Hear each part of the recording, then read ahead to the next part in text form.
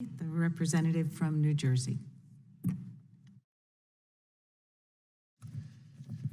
Thank you, Madam Chair, Ranking Member. I very much appreciate the opportunity to testify before you on behalf of the 7th District in New Jersey. I'm here today to address just one issue, the rising threat of white supremacist terrorism. Over the past several years, our country has done an extremely good job protecting ourselves against terrorism committed by groups outside the United States, like Al-Qaeda and ISIS. We have not done nearly as well preventing attacks by people who have been radicalized by a neo-Nazi and white supremacist movement that has its origins within the United States, but is becoming increasingly transnational. FBI Director Wray has told us that most of the Bureau's terrorism arrests in the U.S. now involve some form of white supremacy. According to the Anti-Defamation League, virtually every deadly terrorist attack in the United States in the last 2 years was committed by a member of this movement.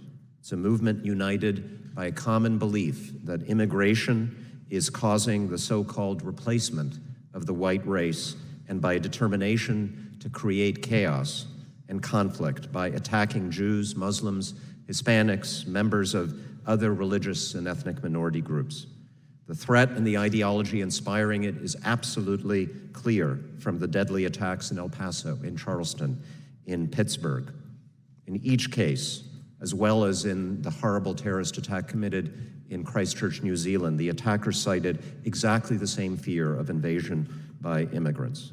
And it's pretty plain these people are becoming emboldened today. We see this in the crackpot conspiracy theories that are spreading virally on the internet.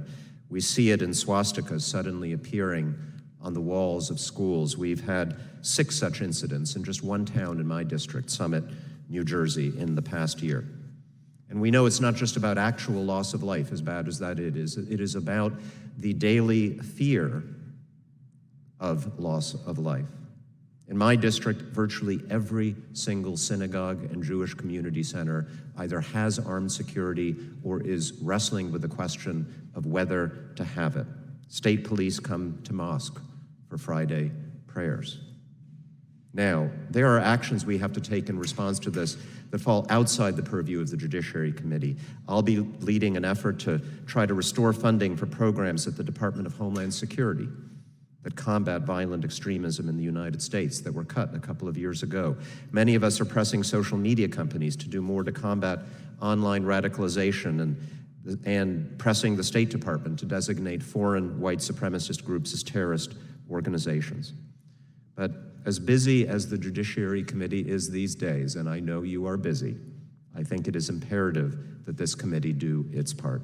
There's currently legislation pending in the House and Senate that would strengthen our government's ability to defeat domestic terrorism. This includes the Domestic Terrorism Prevention Act, of which I'm an original co-sponsor, which would beef up the Justice Department units responsible for addressing this threat and improve data collection.